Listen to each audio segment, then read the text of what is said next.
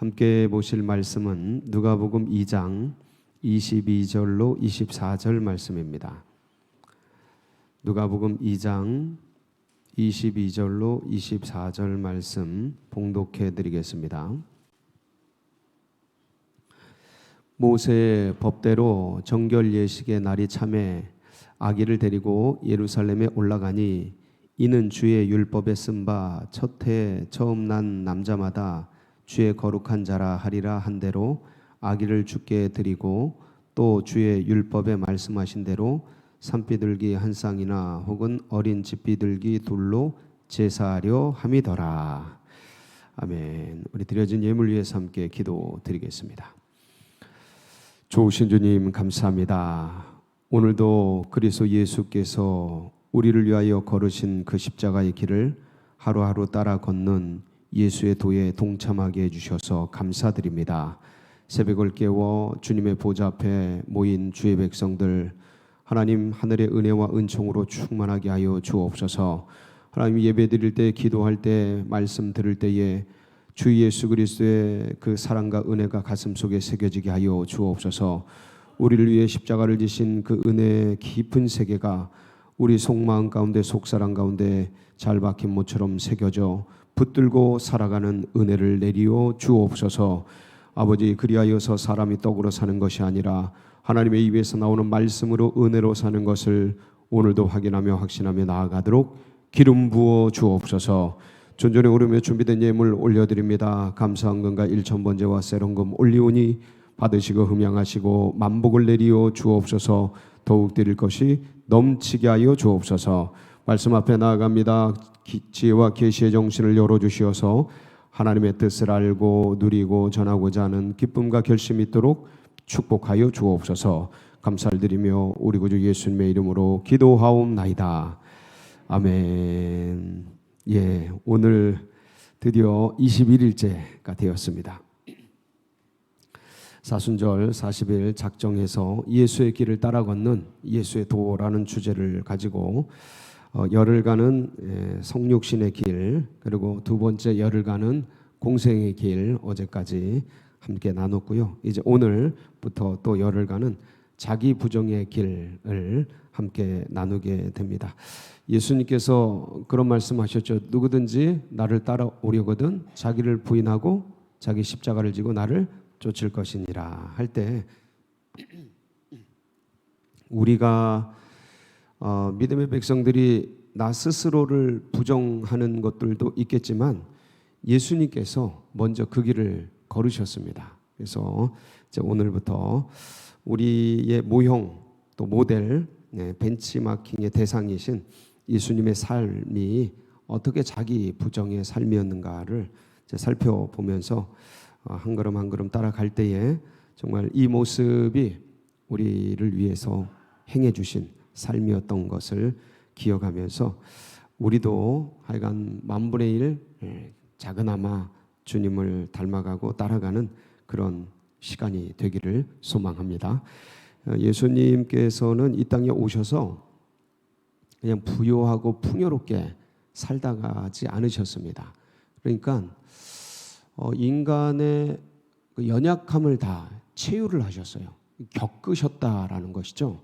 그러니까 우리도 삶을 살면서 여러 일을 겪지만 근데 사실 겪는다는 게 내 세계에서 내 인생에서 자그마니 그렇게 그냥 소박하게 겪다가지 다 겪질 못합니다.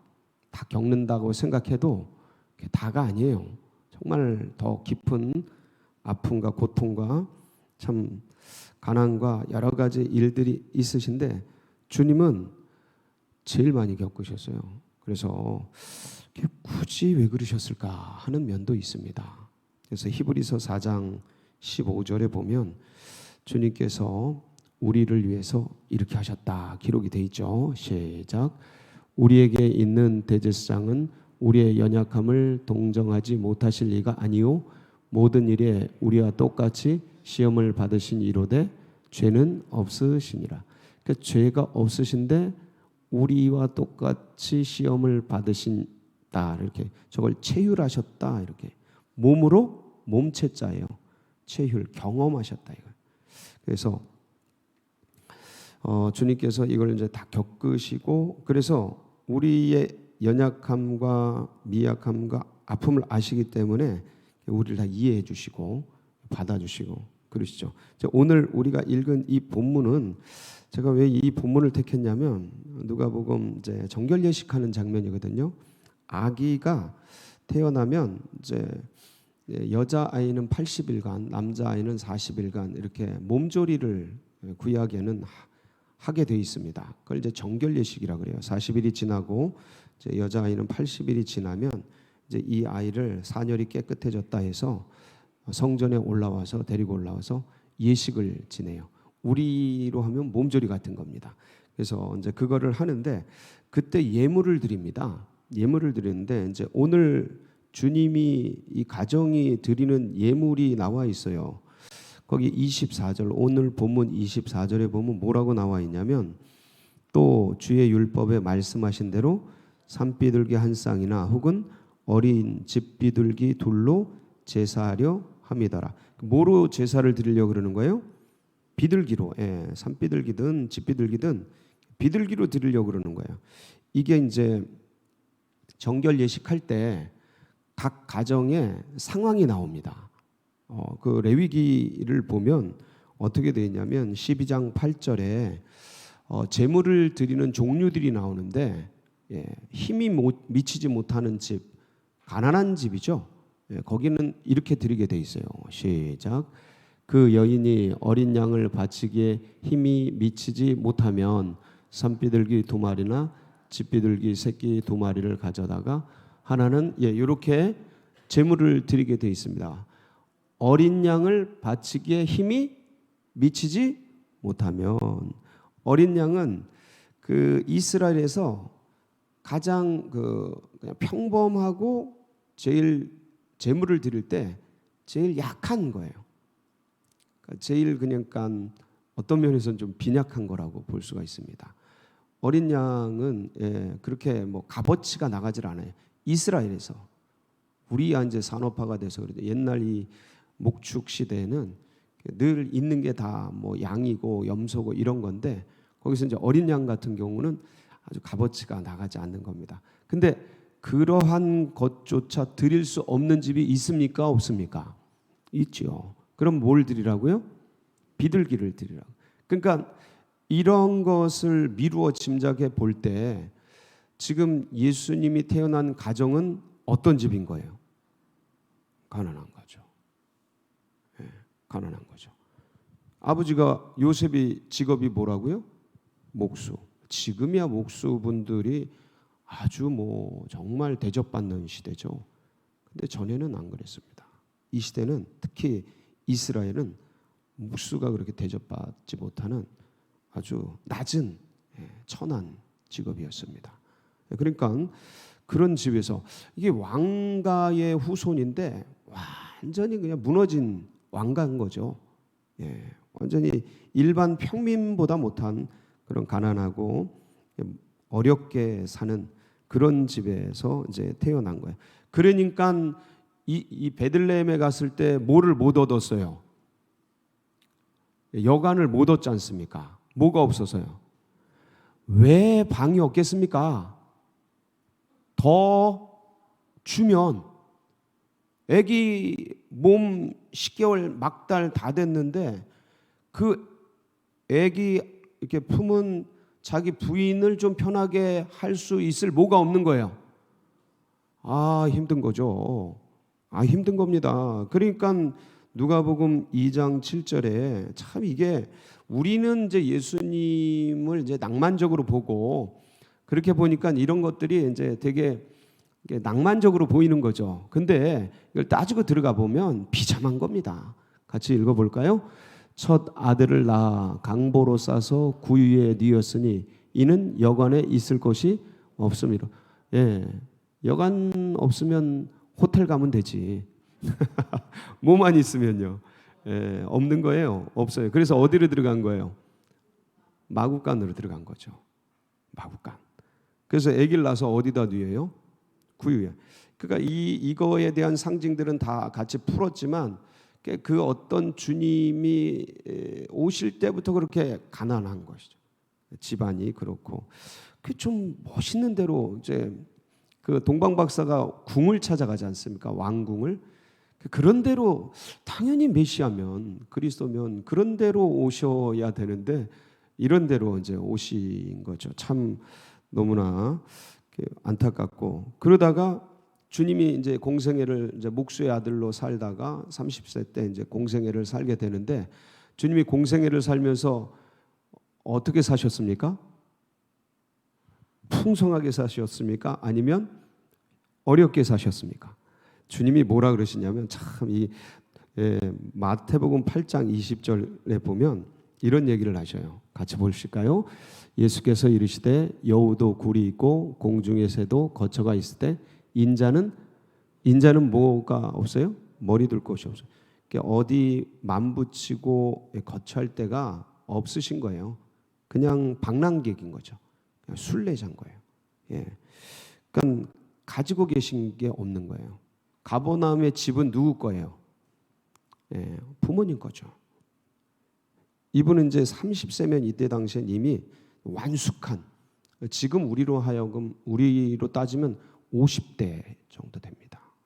60대라고 봅니다. 왜냐하면 40대가 평균 연령이니까 지금 우리 한 7, 80이 평균 연령이잖아요.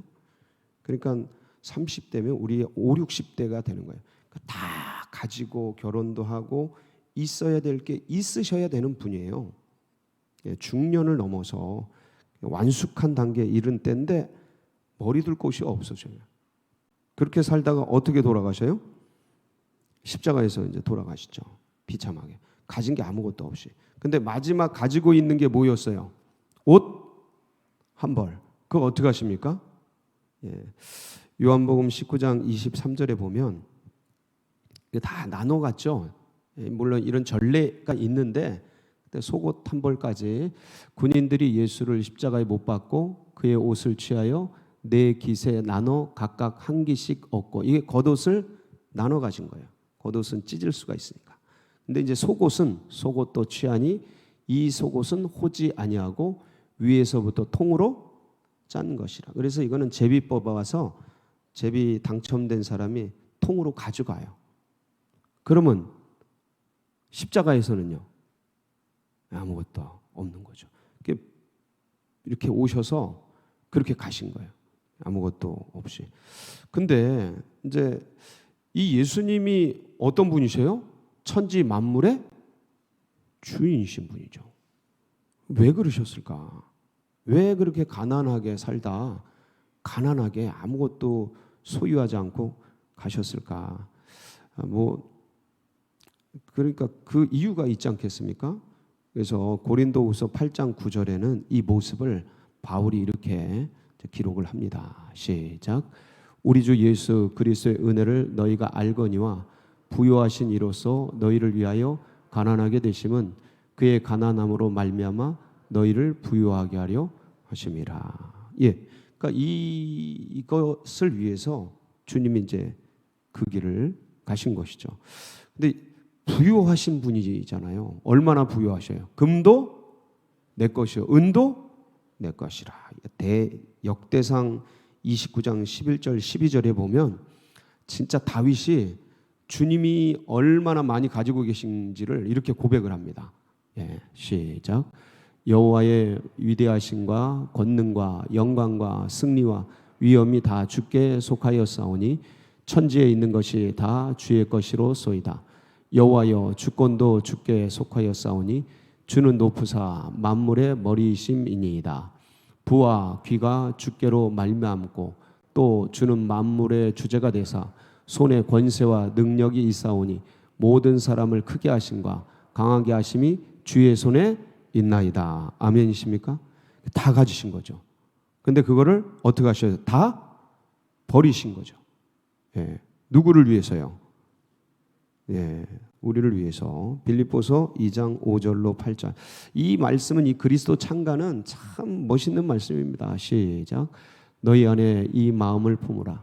곧 그리스도 예수의 마음이니 그는 근본 하나님의 본체시나 하나님과 동등됨을 취할 것으로 여기지 아니하시고 오히려 자기를 비워 종의 형체를 가지사 사람들과 같이 되셨고,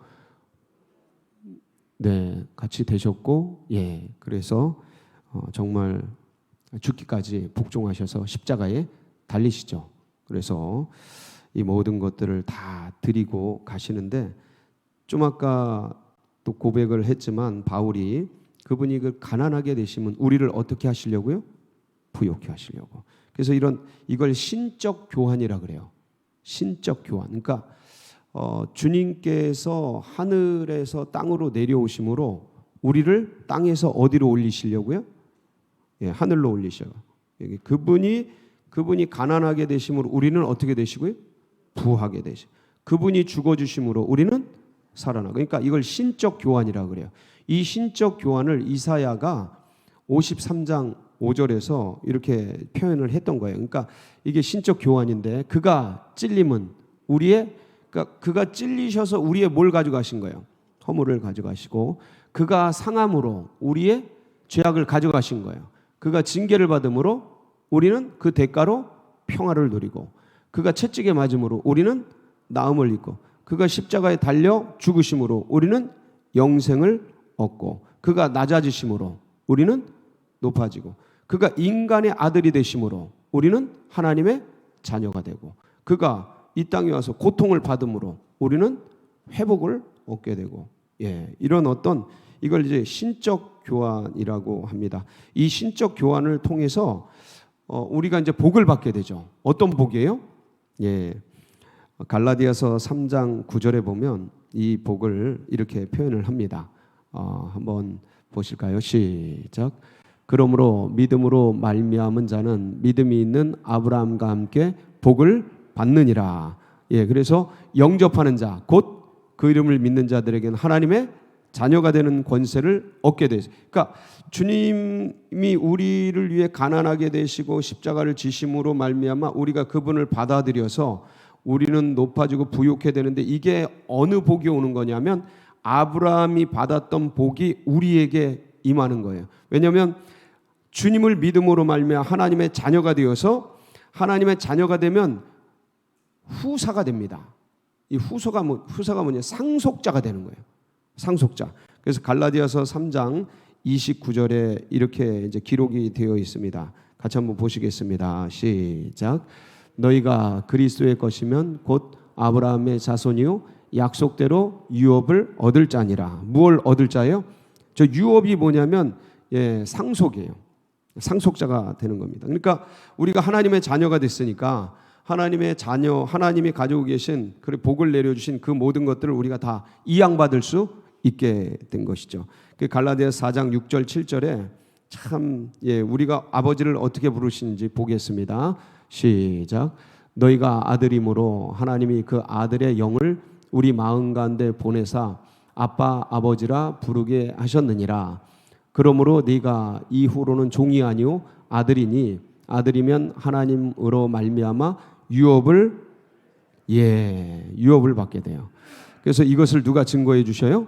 성령께서 우리가 하나님의 자녀인 것을 증거하시면서 우리가 상속자라고 외치고 계시죠. 로마서 8장 16절 17절 같이 보겠습니다. 성령이 친히 우리의 영과 더불어 우리가 하나님의 자녀인 것을, 이게 우리가 이제 사실은 성령이 오셔서 우리 영과 더불어서 우리가 하나님의 자녀인 것을 증언해 주시는데, 이게 이제 워낙 크니까 처음에는 잘 안 느껴집니다. 왜냐하면 제가 늘 말씀을 드리지만 지구가 자전하는 소리, 지구가 공전하는 소리, 이런 너무 큰 소리, 그리고 너무 작은 소리, 개미가 걸어가는 소리, 이런 걸 인간이 들을 수 있습니까? 없습니까? 못 들어요. 그런 거 들으면 인간 죽습니다. 못 살아요. 이렇게 편안하게 못 살아요. 너무 큰 소리, 너무 작은 소리까지 다 듣게 되면 사람이 미쳐버려요.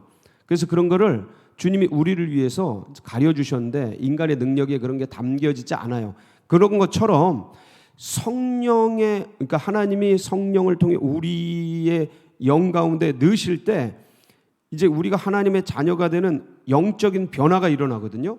그러니까 죽은 영이 이 예수의 영, 성령으로 말미암아 살아나잖아요. 살아나는데 이게 너무 엄청난 일이에요.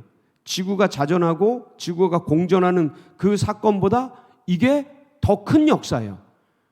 그러니까 우리가 그런 표현 하잖아요. 예수님을 믿는 것은 마치 이게 얼마나 엄청난 일이냐면 가다가 버스로 사람이 꽝 부딪힌 것 같은 충격보다 더 큰 거다라고 얘기를 해요. 근데 여러분, 버스는요 부딪힌 걸 알아요, 몰라요? 알아요. 그 정도 충격은, 아픔은 인간이. 근데 이거는 그런 정도의 충격이 아니에요.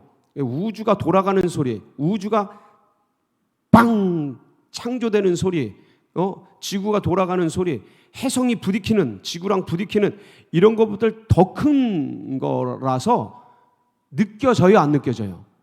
잘 안 느껴져요. 워낙 크면 안 느껴져요. 근데 서서히 느껴집니다. 언제요? 시간이 가면서. 여러분들 잘 생각해 보세요. 내가 예수 믿을 때 예수 믿는 그런 큰 충격이 진짜 있었나? 그게 아니에요. 처음에는 교회 와서 예수님 말씀 듣고 믿는다고 고백하고 선생님들이 뭐 전도사님이 목사님이 영접시키고 그래서 믿고 따라가지만 그 큰 감동이, 그 어떤 충격이, 뭐 기쁨은 있죠. 근데 그 엄청난 충격이 있습니까, 없습니까? 없다니까요. 근데 어느 날 그 충격이 오게 되는 거예요. 예. 그래서 이제 알게 되는 거죠. 성령이 우리의 영과 더불어 우리가 하나님의 자녀인 것을 증언이에요. 증거 정도가 아니고 말을 해주는 거예요. 네가 누구라고요? 하나님의 자녀라고. 예. 네가 하나님의 것이라고. 네가 하나님의 사람이라고. 네가 하나님의 복음을 가진 자라고. 네가 보통 존재가 아니고 하나님의 사람이라고 증언을 성령께서 해주십니다. 그래서 이 믿음의 길들을 가게 되는데, 그런 사람이 어떻게 되냐면 이 하나님의 자녀인 것을 누리는 사람이 17절, 8장 17절 보면 자녀이면 또한 뭐가 되는 거예요? 상속자, 곧 하나님의 상속자여 그리스도와 함께한 상속자니 우리가 그와 함께 영광을 받기 위하여 고난도 함께 받아야 할 것이니라. 예, 이 고난은 뭐 다른 고난이 아니고 이 질그릇에 담긴 보배를 아는 자의 고난이죠. 이 사망의 몸에서 누가 나를 구원할꼬 하는 주님을 품고 가는 고난이에요. 이 험한 비진리 세계 속에서 진리를 안고 가는 그런 고난이죠. 그런데 이것은 영광이죠. 예? 주님의 이 썩을 몸에 썩지 아니할 영원한 것이 들어왔고, 이 죽을 몸에 부활시키는 위대한 영이 들어왔고, 엄청난 역사가 우리 속에 일어나서 이 믿음의 길을 가게 되는데, 이 모든 축복과 은혜가 우리 주님께서 우리를 위해서 이 땅에 가난하게 찾아오심으로 우리를 이토록 부욕해 해 주신 것입니다. 그래서 그 구원을 주시고 영생을 주시고 성령을 선물로 주시고 의와 평강과 승리를 우리 주신 그 주님, 그러니까 그분의 오심, 그분의 가심, 누구를 위해서요? 나를 위해서. 그래서 다시 한번 생각하며 주님의 길을 따라 걷는 복된 하루 되시길 주의 이름으로 축복합니다. 같이 기도하시겠습니다.